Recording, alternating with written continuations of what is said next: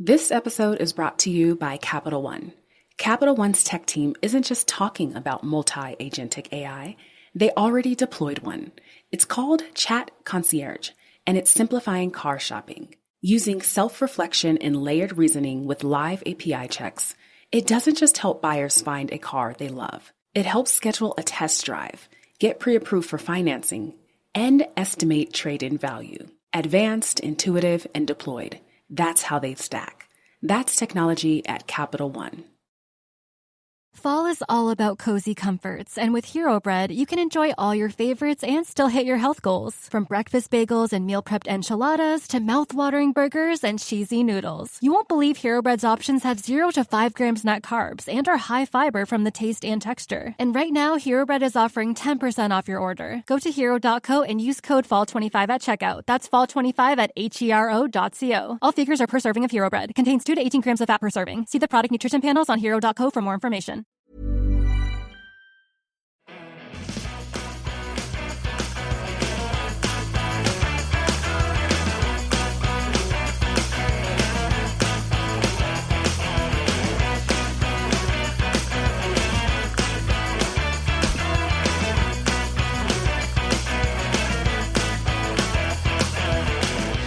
Hello, everyone, and welcome to Kilowatt, a podcast about electric vehicles, renewable energy, autonomous driving, and much, much more.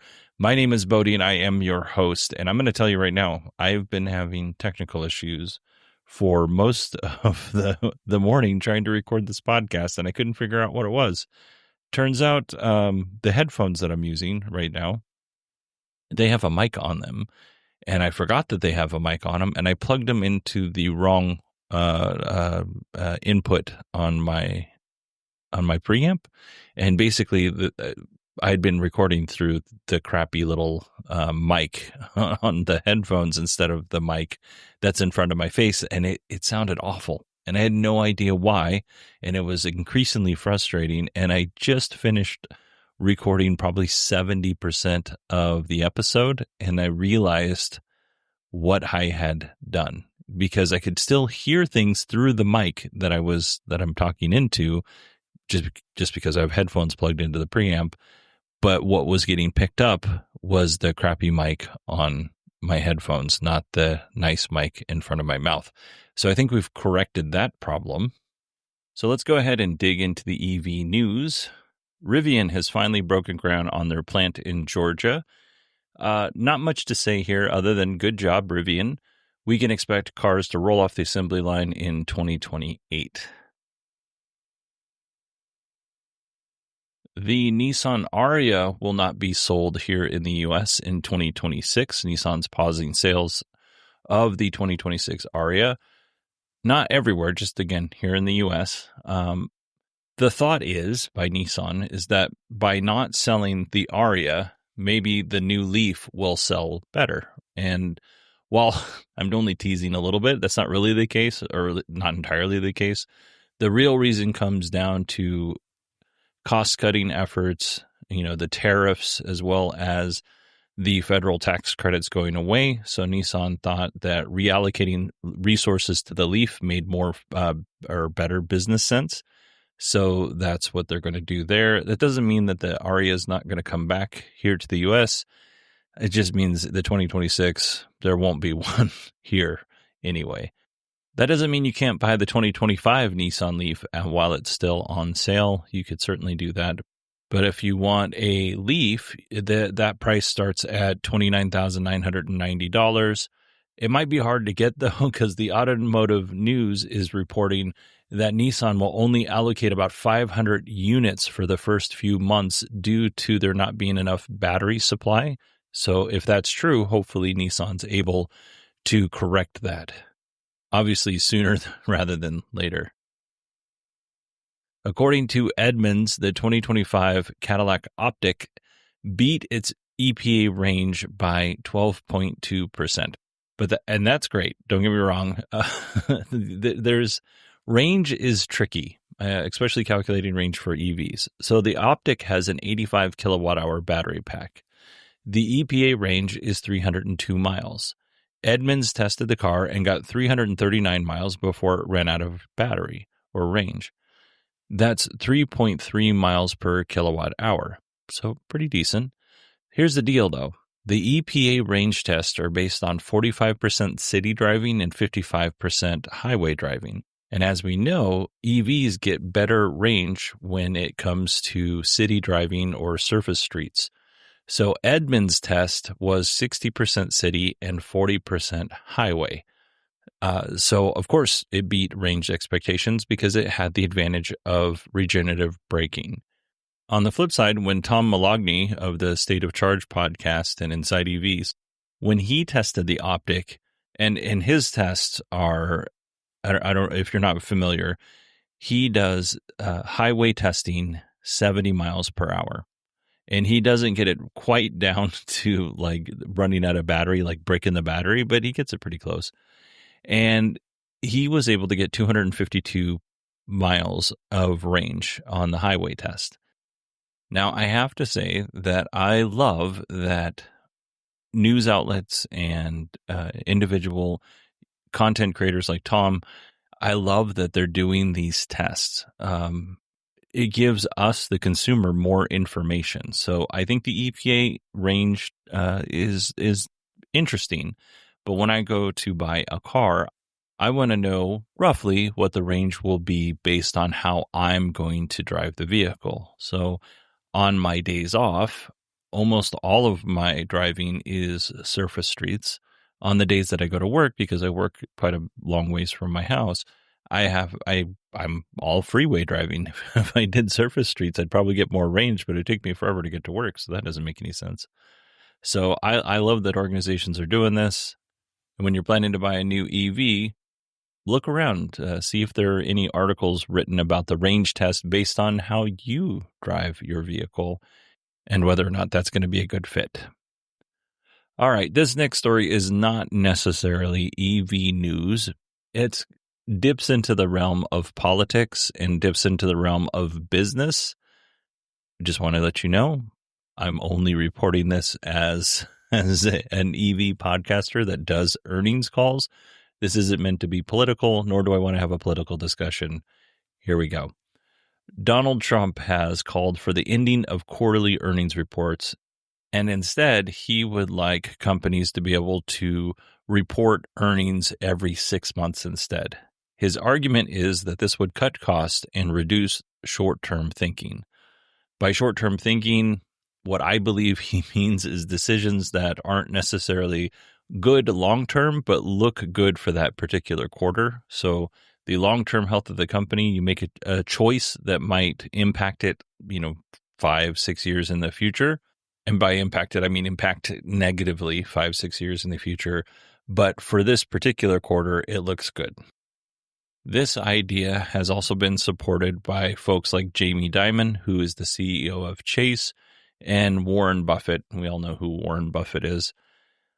Critics warn, though, that less frequent earnings calls and earnings reports could reduce transparency and delay key economic insights for investors. And I think that that's really important.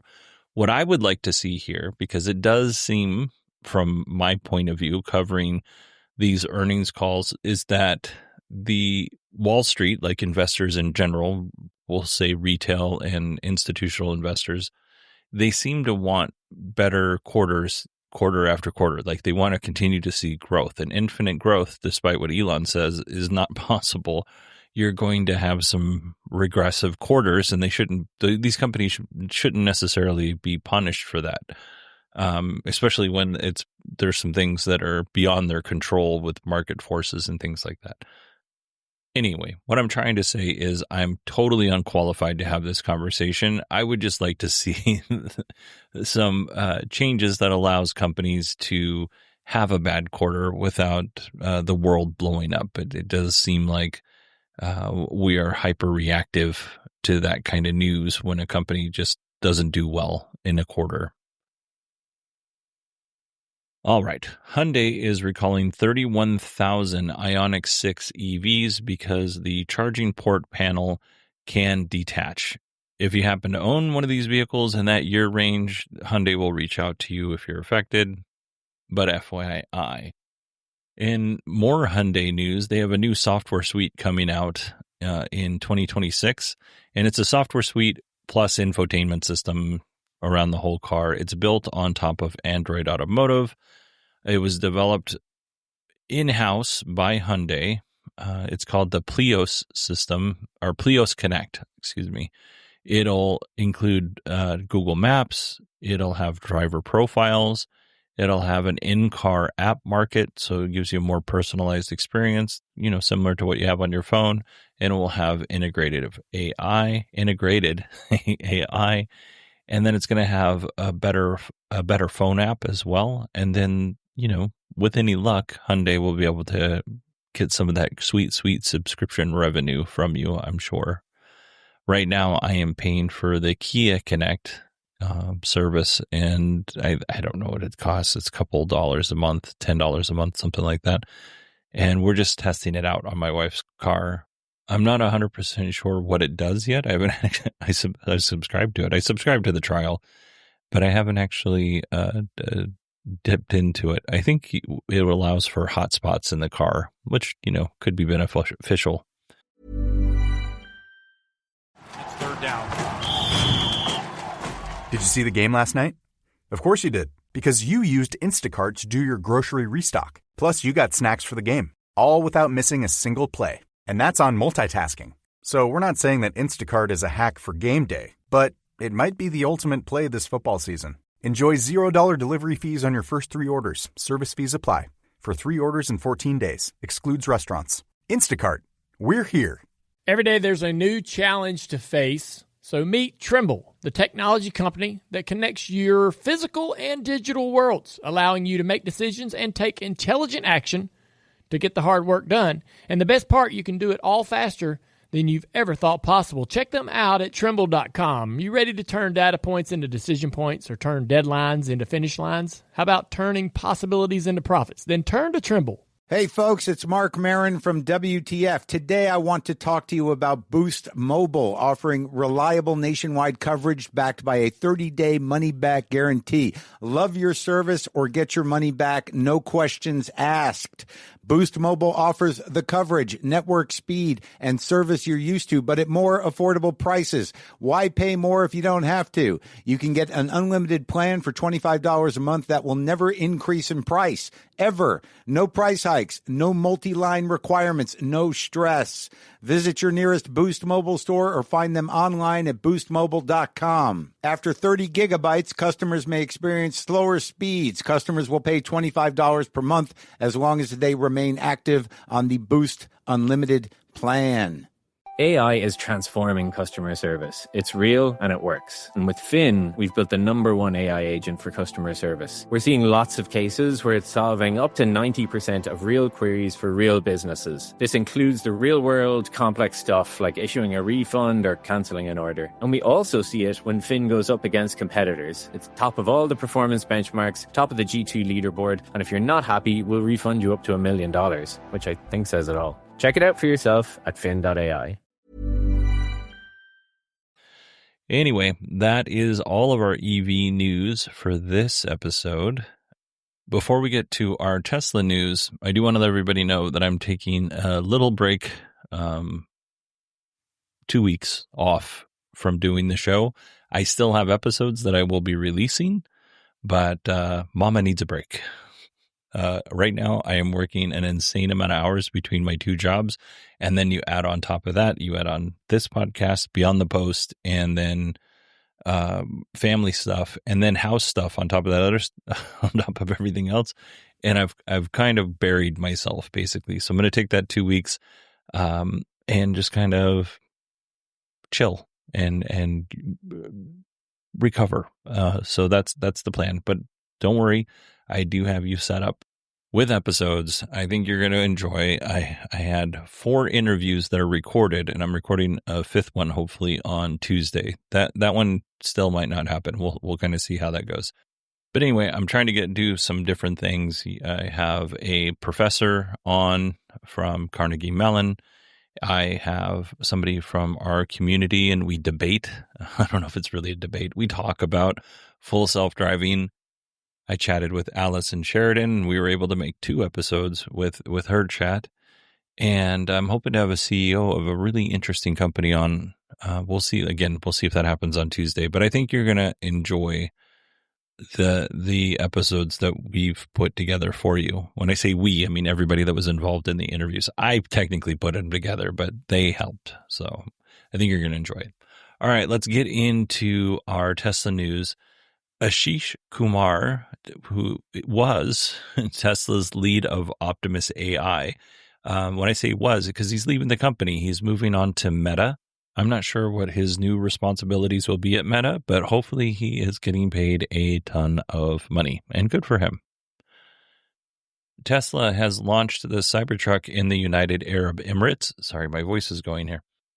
When I say launching, I mean that the reservation holders, they're able to order their Cybertruck now. It's not being delivered just yet. Right now, only reservation holders have access to the configurator, but it's expected to be public in a few weeks. I found this interesting. The UAE only has about 11 million people. They sell about 200,000 passenger vehicles per year, and it's estimated that Tesla sells between 5 and 10,000 vehicles there a year. So not a super big market, you know.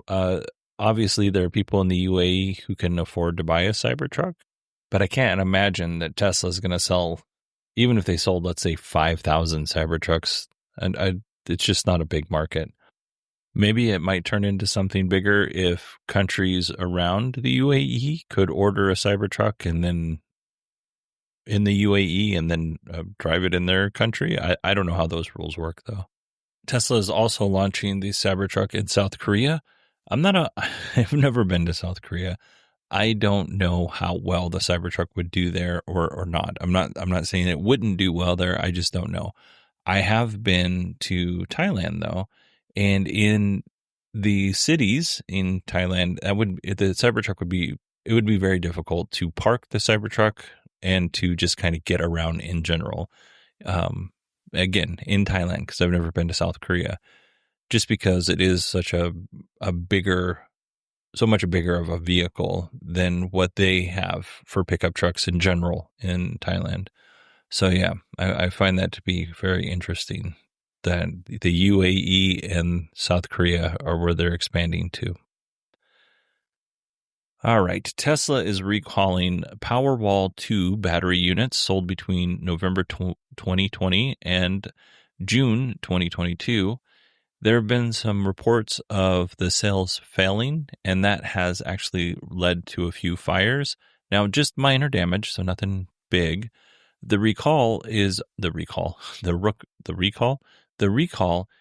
only in Australia, but Powerwalls are made here in the U.S. So I would imagine that we're going to be getting more recalls in more countries as this kind of problem sorts itself out. Panasonic is working on a new battery that may add more range to the Model Y. Here's how it works, and this is pretty interesting. Panasonic is eliminating the anode during manufacturing, but they're not eliminating the anode altogether. So how this works is after the battery is charged or the cell is charged for the first time, a lithium anode forms naturally, which is super interesting. This makes more space for cathode materials such as nickel, cobalt, and aluminum. Panasonic says that it should increase energy density by 25%, which, if true, would add nearly 90 miles or 145 kilometers of range. That would bring the new range total of a Model Y to 450 miles. I welcome this news. Totally welcome this news, but I have some skepticism about it. But if this works, I think this is amazing. And we'll see if Panasonic can actually bring this to production, but that's awesome. And then some 100% me news. Tesla is expanding Robotaxi to a new state. Guess what? It's Arizona. I'm super excited. I'm already on the list, the Robotaxi. I signed up for the list on the Robotaxi app, so I am just patiently waiting to get my notification that I'm let in. Tesla has launched FSD Supervised in Australia and New Zealand. So I know we have quite a few people who listen to the show in those two countries. Right now, it's only available to customers with AI 4 or hardware 4 vehicles.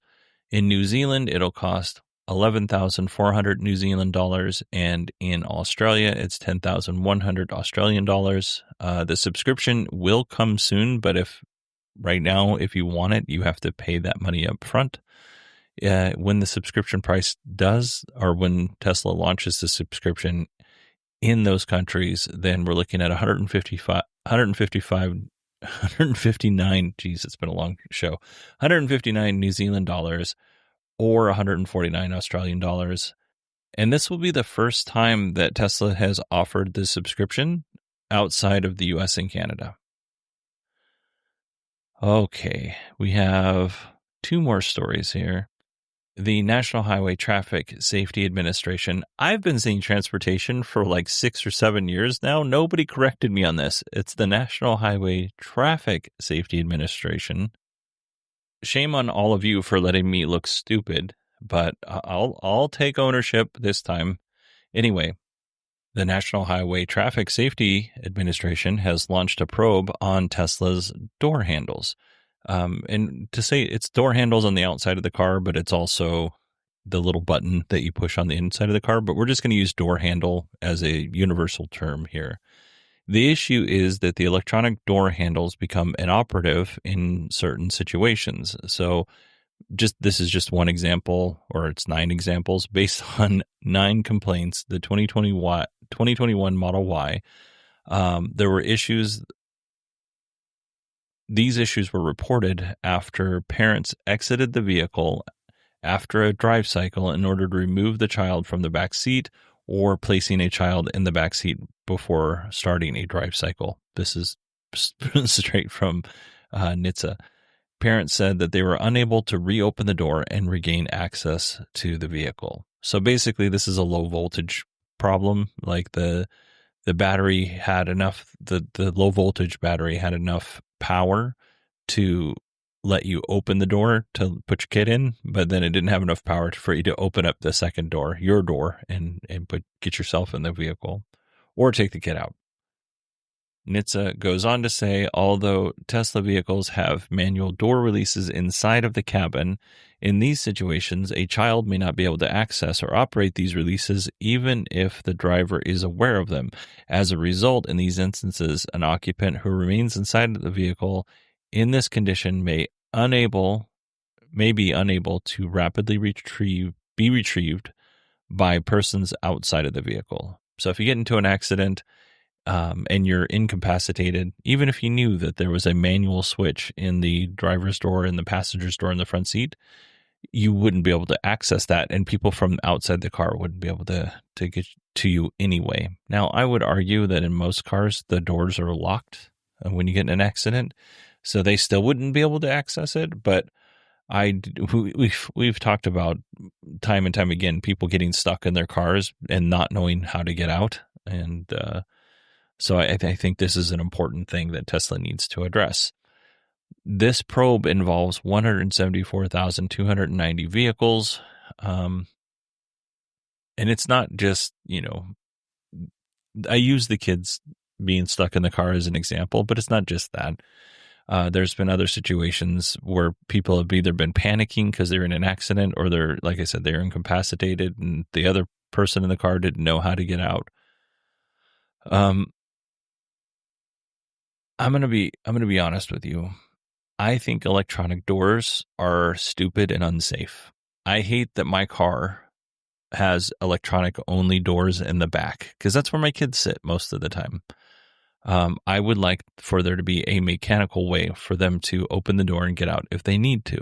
And it's on me to teach them how to use that mechanical latch. But Tesla doesn't even put it there. Like if you're in the front seat, you have that.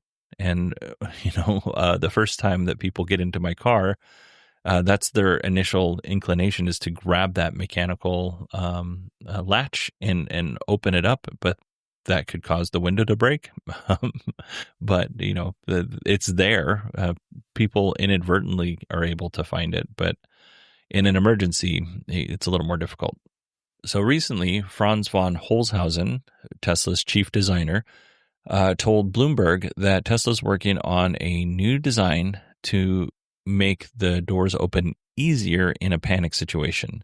And what this might look like is having a button that both opens the door electronically as well as mechanically. Now, I don't know what that looks like, but if I had to imagine it, I would imagine a button that basically has like two stops. So if you push it halfway down, it opens the doors electronically. And if you push it all the way down, it triggers the mechanical mechanism, if I had to guess. But we don't know what that's going to look like just yet. Tesla's still designing it. And honestly, I'm glad they are. And Tesla's not the only car company that has this issue. Other car companies do similar things with their doors. It may seem cool from a design perspective, but it's not necessarily cool from a safety perspective. And that brings us to our final Tesla story. The National Highway Traffic Safety Administration is modernizing the federal motor vehicle safety standards for autonomous vehicles. And they haven't modernized it just yet, but they're set to modernize it. Many of the safety rules that are written in the motor safety standards or motor vehicle safety standards were written in the 60s. Not all of them, but many of them. And in that time, cars had to be driven by fallible flesh bags. See, Allison, I said it right this time. Anyway, those outdated rules assumed that every car needed a steering wheel, pedal, mirrors, and a dirty hippie behind the wheel to drive it. But we're not in the days of the dirty hippies anymore. We are now in the days of the dirty hipsters. So, of course, we don't necessarily need to apply those same rules to autonomous vehicles and the different ways that companies are trying to solve autonomous driving. In all seriousness, this new AV framework will set objective performance targets independent of the vehicle's autonomous system. So whether Waymo thinks they have it right or whether Tesla thinks they have it right, it really doesn't matter. You know, Waymo uses LiDAR and radar and all that other stuff. Tesla uses cameras only. It doesn't matter what system you're using, as long as you're able to meet certain performance targets, you're fine. And I really like the way that that's set up. Here's the caution part of this is I am certain that there's something about this that I don't see that has a downside, but based on the article that I read, I like where this is going. We'll see how it goes after everything's all written and these companies are out there trying to meet these targets. I'm sure there's going to have to be some adjustments. All right, everybody, that is it for me this episode. Hope y'all have a wonderful weekend or had a wonderful weekend. I am recording this because, like I said, I was having some technical issues. Well, weren't technical, they were me issues. I'm recording this over the Bears game, so I have no idea if the Bears have beaten the Cowboys yet or not. I will know shortly when I rewatch the game, but go Bears. I hope everybody, again, had a great weekend. We should have normal episodes on Tuesday and Friday, and then after that, we'll get into the pre-recorded episodes. All right, everybody, thanks so much, and I will talk to you on Tuesday.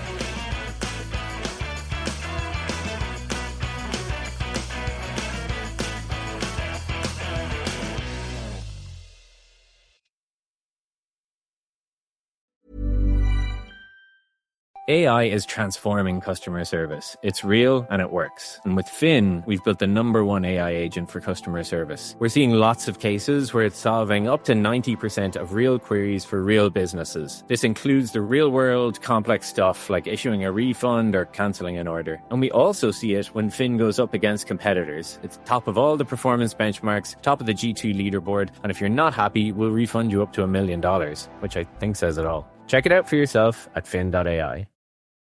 This episode is brought to you by Capital One. Capital One's tech team isn't just talking about multi-agentic AI. They already deployed one. It's called Chat Concierge, and it's simplifying car shopping. Using self-reflection and layered reasoning with live API checks, It doesn't just help buyers find a car they love. It helps schedule a test drive, get pre-approved for financing, and estimate trade-in value. Advanced, intuitive, and deployed. That's how they stack. That's technology at Capital One. Fall is all about cozy comforts, but when you're prioritizing your health, it's easy to feel like you're missing out. With Hero Bread, you can enjoy all your fall favorites because they're made with Hero Bread sliced bread loaves, tortillas, bagels, dinner rolls, and more. Try their all-new Hero Noodles with 12 grams of protein and just 80 calories. So skip replacing every carb with cauliflower and indulge in your breakfast, lunch, and dinner time favorites while still hitting your goals. From breakfast bagels and meal prepped enchiladas to mouth-watering burgers and cheesy noodles. You won't believe Hero Bread's options have 0 to 5 grams net carbs and are high fiber from the taste and texture. They've even got small batch drops of indulgent favorites like the popular Hero Croissant. And right now, Hero Bread is offering 10% off your order. Go to hero.co and use code FALL25 at checkout. That's fall25 at hero.co. All figures are per serving of Hero Bread. Contains 2 to 18 grams of fat per serving. See the product nutrition panels on hero.co for more information.